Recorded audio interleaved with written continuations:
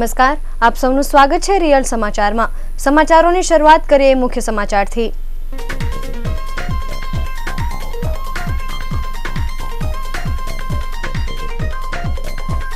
સુરત શહેરમાં મુખ્યમંત્રી અને નાયબ મુખ્યમંત્રીના કાર્યક્રમ અંગે સજ્જડ સુરક્ષા।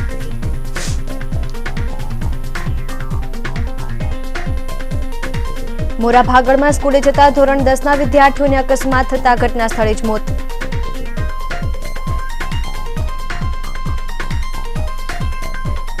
મલેશિયન કંપની દ્વારા મહેધરપુરાના વેપારી સાથે 4 કરોડની છેતરપિંડી।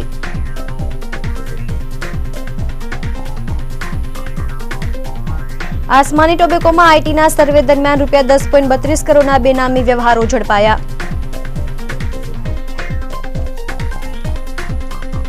તાંત્રિક વિધિના બહાને માતા પુત્રી પર બળાત્કાર ગુજારનારો તાંત્રિક ઝડપાયો।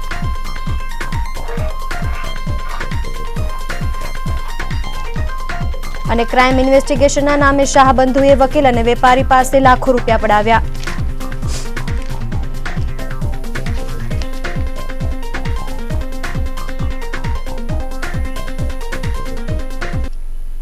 સમાચારો વિગતે। આજે સાંજે નાયબ મુખ્યમંત્રી નીતિન પટેલ અને આવતીકાલે સાંજે મુખ્યમંત્રી વિજય રૂપાણી શહેરમાં ઉપસ્થિત રહેવાના હોવાથી પોલીસ દ્વારા જડબેસલાક સુરક્ષા વ્યવસ્થા ગોઠવવામાં આવી છે। આજે સાંજે ઉપમુખ્યમંત્રી નીતિન પટેલ 84 અને ઓલપાડ તાલુકાને જોડતો તેના ખાડી ઉપર 82.84 કરોડના ખર્ચે સાકારિત થયેલ પુલનું લોકાર્પણ પ્રસંગે હાજર રહેવાના છે। સાંજે નીતિનભાઈ પટેલ ઉધના બીઆરટીએસ ગ્રાઉન્ડ ખાતે પટેલ સમાજના સ્નેહ મિલન કાર્યક્રમમાં હાજર રહેવાના છે।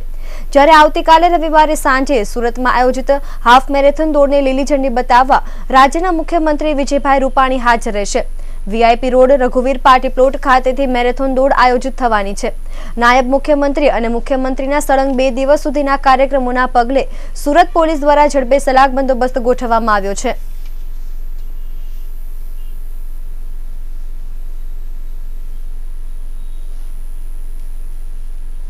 ભરૂચ નજીકના ઝઘડિયાથી સુરતની નવસર્જન સ્કૂલમાં એક્ટિવા પર ભણવા આવતા 2 વિદ્યાર્થીના માર્ગ અકસ્માતમાં મોત થયા હતા।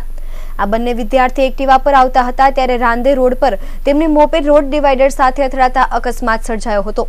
વિગતો અનુસાર ઝઘડિયાના આંબેડકર નગર ખાતે રહેતો દીપક શિવશંભુ યાદવ અને સતીશ રામજી ચાવડા એક્ટિવા મોપેડ પર રાંદેર વિસ્તારની નવસર્જન સ્કૂલમાં ભણવા માટે આવી રહ્યા હતા ત્યારે તેમની Activa moped Rander road Ganganagar society નજીક રોડ ડિવાઈડર સાથે અથડાઈ હતી। માથાના ભાગે ગંભીર ઈજા થવાને કારણે બંને વિદ્યાર્થીના ઘટના સ્થળે જ મોત થયા હતા। આ બનાવને પગલે સ્થાનિક લોકોના ટોળા ઉમટી પડ્યા હતા અને પોલીસ સાથે માથાકૂટ કરવાનો પ્રયાસ કર્યો હતો। જોકે રાંદેર પોલીસે તુરંત જ સમગ્ર મામલો સંભાળી લીધો હતો અને સ્થિતિ પર કાબુ મેળવ્યો હતો।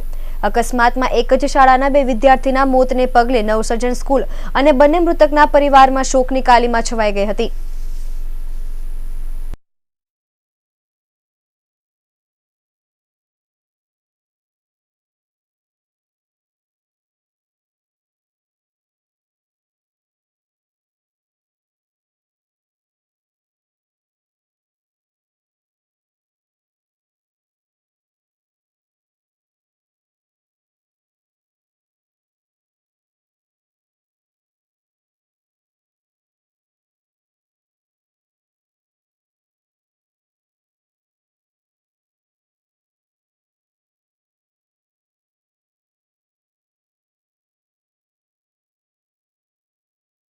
ઉચ્ચ ક્વોલિટીનું પ્રિન્ટિંગ મશીનની જગ્યાએ નિમ્ન કક્ષાનું પ્રિન્ટિંગ મશીન પધરાવી રો મટીરિયલ્સ પૂરું નહીં પાડી ઠગાઈ કરનાર કંપનીના માલિકો અને ડીલર વિરુદ્ધ મહેધરપુરા પોલીસ મથકે ફરિયાદ નોંધાઈ હતી।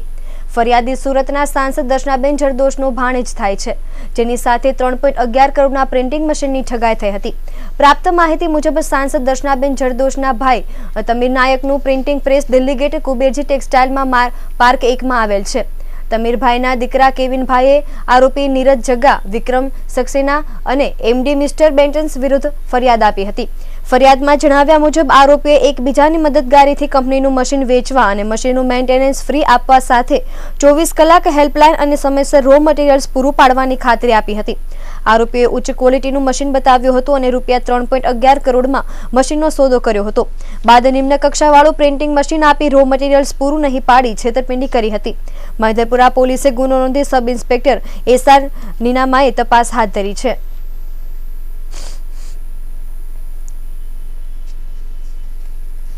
આસમાની ટોબેકો સ્ટોર્સના સંચાલકો દ્વારા બેંકમાં 10.32 કરોડની ડિપોઝિટ મૂકવામાં આવતા આ મામલે આઈટી દ્વારા તપાસ કાર્યવાહી શરૂ કરવામાં આવી છે।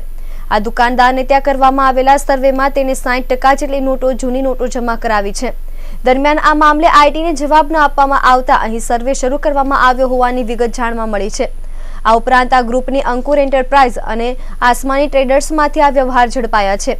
આ ગ્રુપ દ્વારા અપીલમાં જવાની કાર્યવાહી શરૂ કરવામાં આવતા ગ્રુપ પર કેસ કરવા માટેના તમામ પુરાવા આઈટી અધિકારીઓ દ્વારા જમા કરાવવામાં આવ્યા હોવાની વિગત જાણવા મળી છે।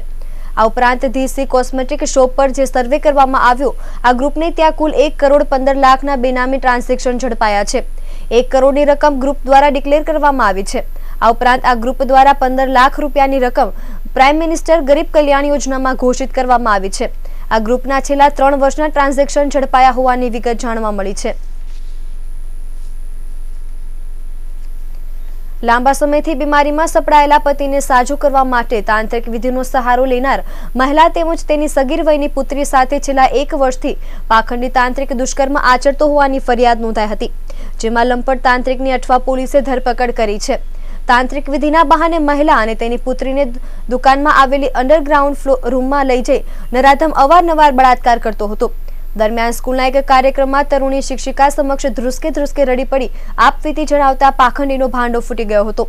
પોલીસ સૂત્રો પાસેથી મળતી વિગત અનુસાર પાંડેસરા વિસ્તારમાં રહેતા અને મિલમાં મજૂરી કરતા રાજેશભાઈને અવારનવાર ચક્કર આવતા હતા। જુદી જુદી જગ્યાએ સારવાર કરાવવા છતાં તેમની તબિયતમાં કોઈ પણ પ્રકારનો સુધારો થયો ન હતો। દરમિયાન કોઈકે તેમને નાનપુરા બડેખા ચકલા પાસેની દુકાનમાં તાંત્રિક વિધિ કરતા અકમલ ઉર્ફે અકમલ બાબા અખ્તર હાંડી ઉતરાવવાની સલાહ આપી હતી, જેથી તેઓ પત્ની અને પુત્રી સાથે તેની પાસે જતા હતા। દરમિયાન અકમલે તેમની પત્નીને તારા પતિ પર જાદુ ટોણાની અસર છે જે ઉતારવી પડશે, માટે માતા પુત્રીએ તેની સાથે સહશયન કરવું પડશે, નહીંતર તેનું મોત થશે તેવી ધમકી આપી હતી અને માતા પુત્રી સાથે બળાત્કાર કરવાનું શરૂ રાખ્યું હતું। પાખંડીના અત્યાચારનો અવારનવાર ભોગ બની રહેલી તરુણી ધોરણ 9માં અભ્યાસ કરે છે। ગત તારીખ 14મી ફેબ્રુઆરીના રોજ તેની સ્કૂલમાં માતૃપૂજનનો કાર્યક્રમ હતો। કાર્યક્રમમાં તરુણી ધ્રુસકે રડી પડી હતી અને તેની ટીચરને સમગ્ર હકીકત જણાવતા પાખંડીનો ભાંડો ફૂટી ગયો હતો। ટીચરે વાતની જાણ સ્થાનિક કોર્પોરેટરને કરી હતી। ત્યારબાદ પ્રકરણમાં અઠવા પોલીસ લંપટ તાંત્રિકની ધરપકડ કરી વધુ કાર્યવાહી હાથ ધરી છે।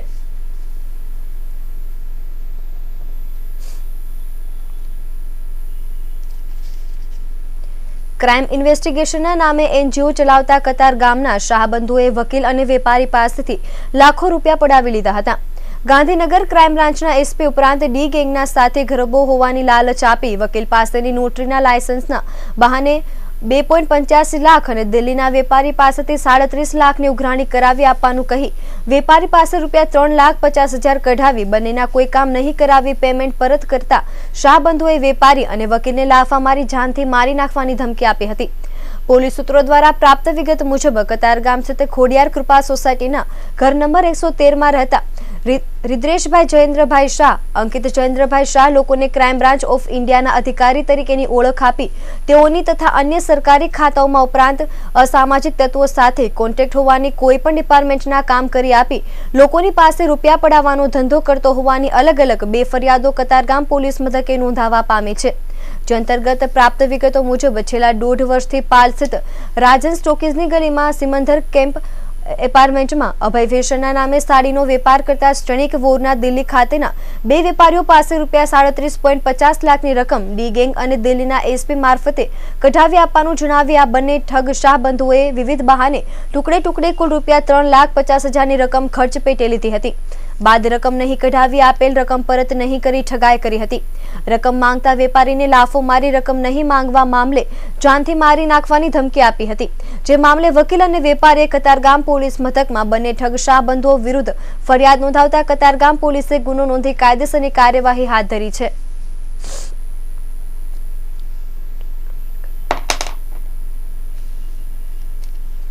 હવે સુરતીઓ મહાનગરપાલિકા દ્વારા તૈયાર કરવામાં આવનારી ઓપન લૂપ સિસ્ટમનો લાભ દેશના કોઈપણ ખૂણે અન્ય સુવિધાઓ માટે પણ કરી શકશે। તે મુજબની સિસ્ટમને અપગ્રેડ કરવામાં મહાનગરપાલિકાને રૂપિયા 6 કરોડથી વધુનો ખર્ચ કરવો પડશે। આ અંગેની દરખાસ્તને શુક્રવારે સ્થાયી સમિતિમાં મંજૂર કરવામાં આવી હતી। મહાનગરપાલિકાની સિટી બસ સેવા અને બીઆરટીએસ સેવામાં કાર્ડ થકી પેમેન્ટ કરાવવાની સિસ્ટમ લાગુ કરવામાં આવી છે। આ માટે મહાનગરપાલિકાને 80.22 કરોડ રૂપિયાનો ખર્ચ થશે। જે માટે દિલ્હીની કંપનીને કામ સોંપવામાં નક્કી કરાયું છે। આ સુવિધા હવે ફક્ત BRTS કે સિટી બસ પૂરતી જ સીમિત નહીં રહે। પાલિકા દ્વારા વધારાનો 6 કરોડનો ખર્ચ કરી તેમાં ઓપન લૂપ સિસ્ટમ દાખલ કરાશે, જેથી આ કાર્ડ થકી શહેરની કોઈ પણ સેવા સુવિધાનો લાભ મેળવી શકાશે। એટલું જ નહીં, રેલવે તેમજ અન્ય સુવિધાઓ માટે પણ દેશના કોઈ પણ ખૂણે આ કાર્ડનો ઉપયોગ કરાશે, જેને પગલે હવે ઓટોમેટેડ ફોર કલેક્શનની સિસ્ટમ ક્લોઝ લૂપ ગ્રુપને બદલે ઓપન લૂપ ગ્રુપના આધારે કાર્યરત કરાશે। ક્લોઝ લૂપ સિસ્ટમ અને ઓપન લૂપ સિસ્ટમ કરવા માટેનો આજે દરખાસ્ત આવી હતી કે જેથી કરીને BRTS પૂરતો જે મર્યાદિત કાર્ડનો ઉપયોગ પેસેન્જરો દ્વારા કરવામાં આવતો હતો કે નગરજનો દ્વારા આનો લાભ લેવામાં આવતો હતો, એનું અપગ્રેડેશન કરીને BRTS સિવાય ટેક્સી, રિક્ષા, રેલવે, મેટ્રો, અન્ય રેસ્ટોરન્ટ ભારતના કોઈ પણ ખૂણામાં આ ઉપયોગ કરીને એ આર્થિક વ્યવહાર કરી શકે। નરેન્દ્રભાઈ મોદી દ્વારા જે કોન્સેપ્ટ કેશલેસ સિસ્ટમ એ અમે આજે કરવા જઈ રહ્યા છીએ।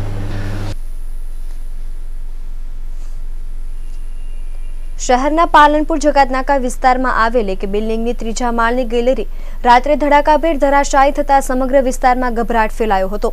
સદનસીબે આ ઘટનાને પગલે કોઈને પણ ઈજા થઈ ન હતી, પરંતુ ફાયર બ્રિગેડના લાશ્કરોએ આ બિલ્ડિંગને જોખમી જણાતા અન્ય પરિવારોને પણ ફ્લેટ ખાલી કરાવ્યા હતા। ફાયર વિભાગ પાસેથી મળતી વિગતો અનુસાર પાલનપુર જકાતનાકા ખાતે આવેલા જીવતરામ કોમ્પ્લેક્સ કેમ્પસમાં સ્નેહ સરિતા એપાર્ટમેન્ટ આવેલું છે। સ્નેહ સરિતા એપાર્ટમેન્ટના 3જા માળની ગેલેરીનો સ્લેબ રાત્રિના સમયે ધડાકાભેર તૂટી પડ્યો હતો। એકાએક સ્લેબ તૂટી પડતા સ્થાનિક રહીશોમાં ગભરાટ ફેલાઈ ગયો હતો અને બધા પોતપોતાના ઘરમાંથી બહાર દોડી આવ્યા હતા। આ અંગે ફાયર બ્રિગેડને જાણ કરવામાં આવતા લાશ્કરો તુરંત ઘટના સ્થળ પર દોડી ગયા હતા અને સ્લેબનો કાટમાળ હટાવવાની કામગીરી શરૂ કરી હતી। જોકે આ બિલ્ડિંગ ભયજનક હોવાનું લાગતા ફાયર વિભાગ દ્વારા તેમાં રહેતા તમામ પરિવારોને પોતાના ફ્લેટ ખાલી કરી દેવા માટે જણાવાયું હતું અને રાત્રે જ તમામ પરિવારો મકાન ખાલી કરીને નીકળી ગયા હતા।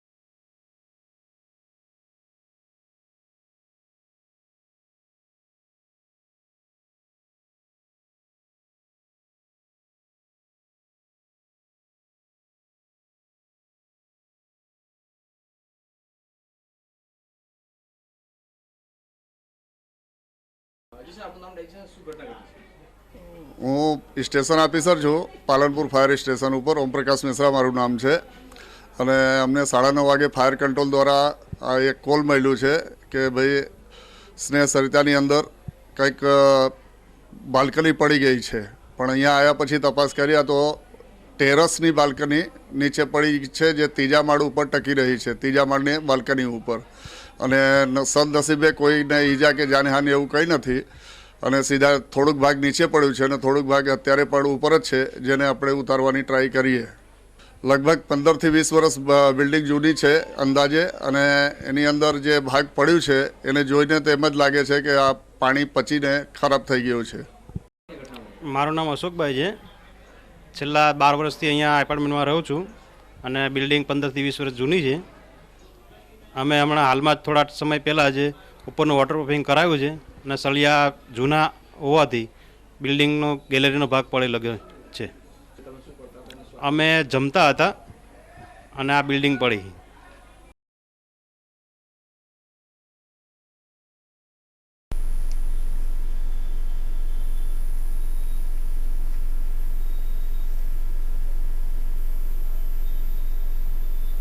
રિંગ રોડ મિલેનિયમ માર્કેટમાં કાપડની દુકાન ધરાવતા એક વેપારી સાથે 2 દલાલો અને 6 વેપારીઓએ ₹16,20,000ની છેતરપિંડી કરી હોવાનો બનાવ પ્રકાશમાં આવ્યો છે।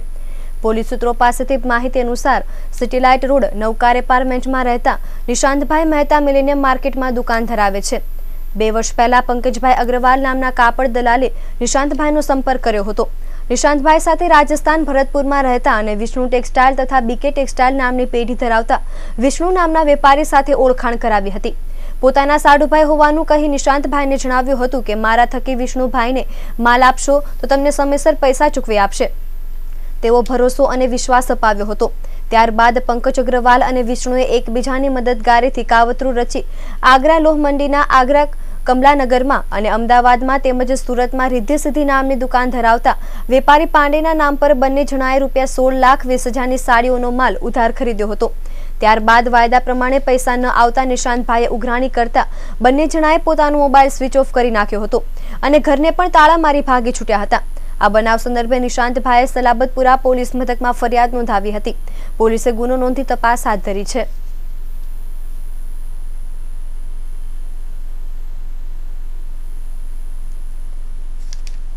રુદરપુરા લાપસીવાલાની ચાલમાં ખુલ્લેઆમ ચાલતા દારૂના અડ્ડા પર પીસીબી પોલીસે છાપો માર્યો હતો.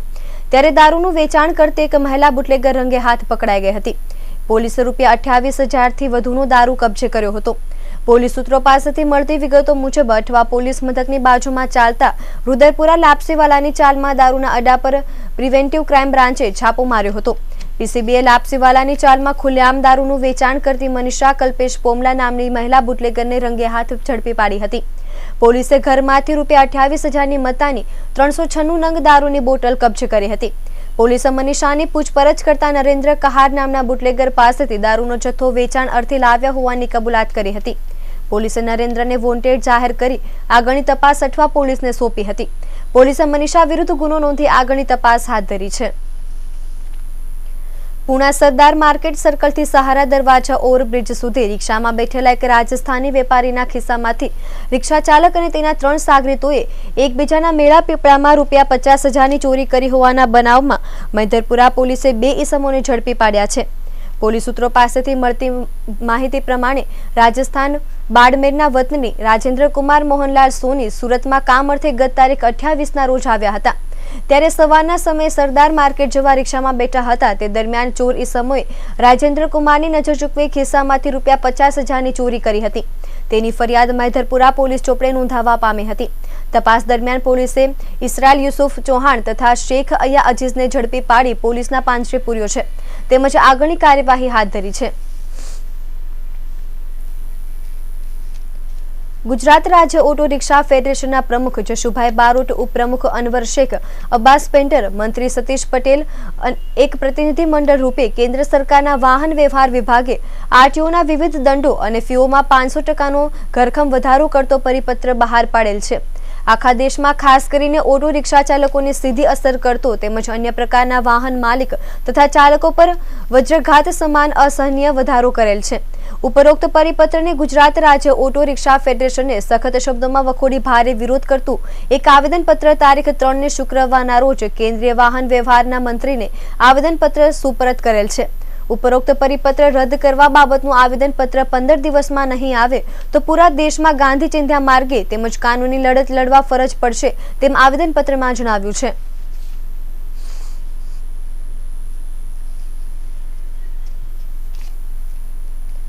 કાપોદ્રા સિદ્ધ કુટીર મંદિર ખાતે દુખીશ્યામ બાપુની 21મી પુણ્યતિથિ નિમિત્તે ભંડારો તેમજ રક્તદાન કેમ્પનું આયોજન કરવામાં આવ્યું હતું.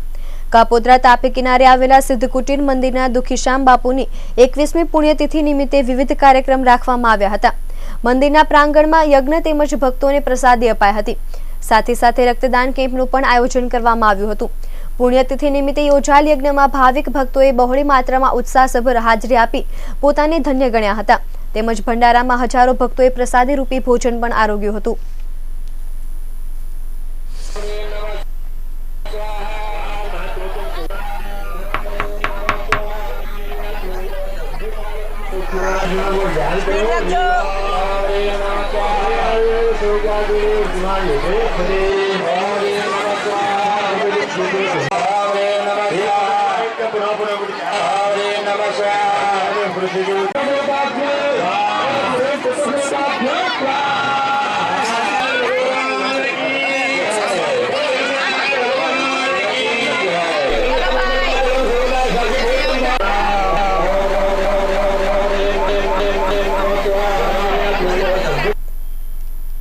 અને હવે જોઈએ સૌરાષ્ટ્ર રાજ્ય અને દેશ વિદેશના સમાચારો. સરકાર સાથે માનભેર મંત્રણા કરવા તૈયાર હાર્દિક પટેલ. ખેડૂતોના મોત પર નક્કર પગલાં ભરે સરકાર, વળતર આપવું એ સમસ્યાનો ઉકેલ નથી સુપ્રીમ. તમામ સેવિંગ એકાઉન્ટ્સને મોબાઈલ તેમજ આધાર સાથે લિંક કરવા કેન્દ્રની બેંકોને સૂચના. અને બેંકો દ્વારા ફાટેલી કે લખાણવાળી નોટ સ્વીકારવાનો ઇનકાર કરવામાં આવશે તો થશે દંડ, આરબીઆઈ. સમાચારો વિગતે. પાટીદાર અનામત આંદોલનથી દેશભરમાં હલચલ મચાવી દેનાર પાટીદાર યુવા નેતા હાર્દિક પટેલે જણાવ્યું હતું કે ગુજરાત 8 મહિનાથી મુખ્યમંત્રી વગરનું છે. વિજય રૂપાણી પ્રવક્તા જેવા છે અને અમિત શાહના પ્યાદા તરીકે સક્રિય છે. જોકે હાર્દિકે કહ્યું હતું કે પાટીદાર અનામત અમારો મુખ્ય એજન્ડા છે અને આ મામલે સરકાર સાથે મંત્રણા કરવા તૈયાર છીએ. શરત એ છે કે મંત્રણા માનભેર અને નિર્ણાયક બનવી જોઈએ. હાર્દિકે જણાવ્યું હતું કે માગ્યા વગર માં પણ ન મળી અને પીરસે. પાટીદારોએ અત્યાર સુધી દેશને આપ્યું જ છે, હવે હક માગે. અમે 50%થી વધારાની અનામત માંગતા જ નથી. સરકારે ન માંગેલું અનામત નામે આપ્યું હતું. સરકારની વૃત્તિ પાટીદારો પ્રત્યે યોગ્ય નથી, તેનું આ દ્રષ્ટાંત છે. અમારી સ્પષ્ટ માંગણી છે કે પાટીદારોને ઓબીસી સમકક્ષ લાભ આપેલ પણ સરકાર મુદ્દાને ગોટે ચડાવે છે. હાર્દિક પટેલે કહ્યું કે ગુજરાતમાં યુવાનો રોજગારી માંગે તો તેના પર લાઠીચાર્જ થાય છે. ખેડૂતો આત્મહત્યા કરે છે. અધિકાર માંગવા જાય તો લાઠી ખાવી પડે છે. મહિલાઓ પર દુષ્કર્મ થાય છે. લોકોમાં આક્રોશ છે પણ સરકાર બધું જ દબાવી દેવા સક્રિય છે. પ્રશ્નો ઉકેલવા તરફ વિચારતી જ નથી. આવી સરકારો સામે લડત આપવી જ પડે. પાટીદાર આગેવાનો અને સંસ્થાઓ અંગે હાર્દિકે કહ્યું કે સરકારનો ગેરલાભ હોય એવા પાટીદાર આગેવાનોએ સરકારથી દબાવવું પડે એ સ્વાભાવિક છે. આવા આગેવાનો અમારો વિરોધ કરે છે. હું સમાજ માટે લડું છું અને સમાજ મારી સાથે છે. હાર્દિક પટેલ અને પાસ ગુજરાતના ગામડે ગામડે પ્રવાસ કરીને જાગૃતિના કાર્યક્રમો આપે છે.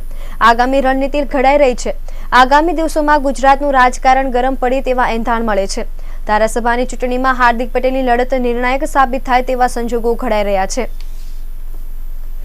સુપ્રીમ કોર્ટે ખેડૂતોની આત્મહત્યા પર ચિંતા વ્યક્ત કરતા કહ્યું છે કે આ ઘણો ગંભીર મામલો છે. ખેડૂતોના મોત બાદ પીડિત પરિવારને વળતર આપી દેવું એ સમસ્યાનો હલ નથી. આના બદલે આવી ઘટનાઓ રોકવા માટે નક્કર નીતિ બનાવવાની જરૂર છે. સમસ્યાને નિપટવા માટે સરકાર ખોટી દિશામાં ભટકી રહી છે. જો સાચી દિશામાં પ્રયાસ કરવામાં આવે તો ઘણું બધું મેળવી શકાય તેમ છે. સુપ્રીમ કોર્ટે સરકારને આ બાબતે નક્કર યોજના તૈયાર કરી રજૂ કરવા પણ કહ્યું છે. મામલાની હવે પછીની સુનાવણી 27મી માર્ચે થશે. ગઈકાલે મુખ્ય ન્યાયાધીશ ખેહરના વડાપણવાળી 3 સભ્યોની ખંડપીઠે આ ટિપ્પણી એક જનહિત અરજી પર સુનાવણી દરમિયાન કરી હતી. અરજીમાં ખેડૂતોની આત્મહત્યાનો મુદ્દો ઉઠાવવામાં આવ્યો હતો. ખંડપીઠે કહ્યું કે ખેડૂતો માટે બેંક પાસેથી લોન લેતા હોય છે અને ન ચૂકવે તો આત્મહત્યા કરી લે છે. સમસ્યાનો હલ એ નથી કે ખેડૂત મૃત્યુ પામે છે તે પછી તેના પરિવારને પૈસા આપવામાં આવે. સરકારે આ રોકવા માટે આત્મહત્યાની પરિસ્થિતિને સમાપ્ત કરવી પડશે અને આ માટે સરકારે કોઈ નક્કર નીતિ બનાવવી પડશે. કેન્દ્ર સરકારે તમામ બેંકોને દરેક સેવિંગ એકાઉન્ટને મોબાઈલ નંબર તેમજ આધાર નંબર સાથે લિંક કરવાનો આદેશ આપ્યો છે. આ કામ 31 માર્ચ સુધીમાં કરવાની સરકારની સૂચના છે, જેથી મોબાઈલ બેન્કિંગ ઝડપથી શરૂ કરી શકાય.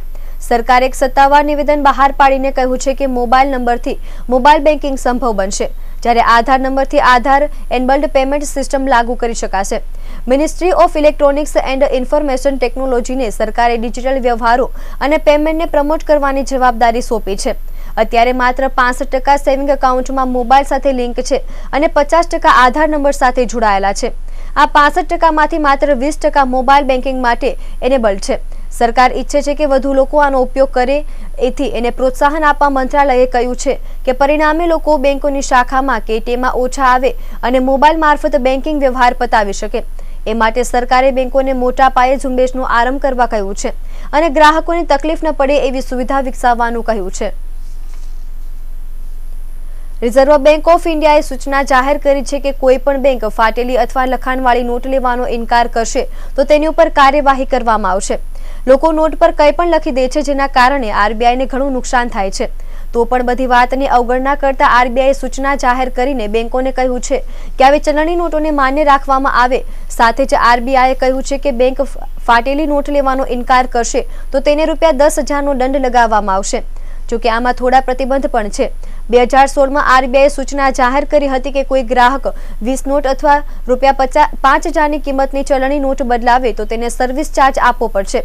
વર્ષ 1999માં સ્ટેટ બેંક ઓફ ઇન્ડિયા દ્વારા સ્વચ્છ નોટ નીતિ શરૂ કરવામાં આવી હતી, જેની હેઠળ લોકોથી અપીલ કરવામાં આવી હતી કે તેઓ નોટ ઉપર કંઈ પણ લખે નહીં. અને હવે સમાચારના અંતે એક નજર કરીએ મુખ્ય સમાચાર પર.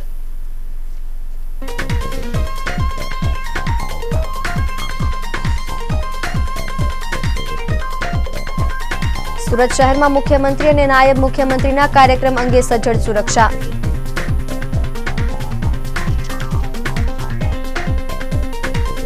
મોરાભાગળમાં સ્કૂલે જતા ધોરણ 10ના 2 વિદ્યાર્થીઓને અકસ્માત થતા ઘટના સ્થળે જ મોત.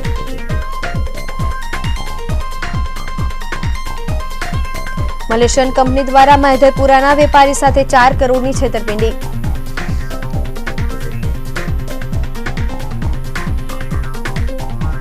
આસમાની ટોબેકોમાં આઈટીના સર્વે દરમિયાન ₹10.32 કરોડના બેનામી વ્યવહારો ઝડપાયા. તાંત્રિક વિધિના બહાને માતા પુત્રી પર બળાત્કાર ગુજારનારો તાંત્રિક ઝડપાયો.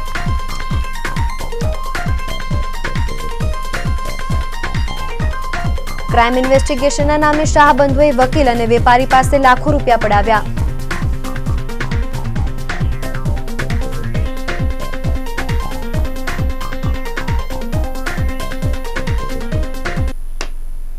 તો હતા અત્યાર સુધીના રિયલ સમાચાર. નવી ખબરો સાથે ફરી મળીશું. નમસ્કાર.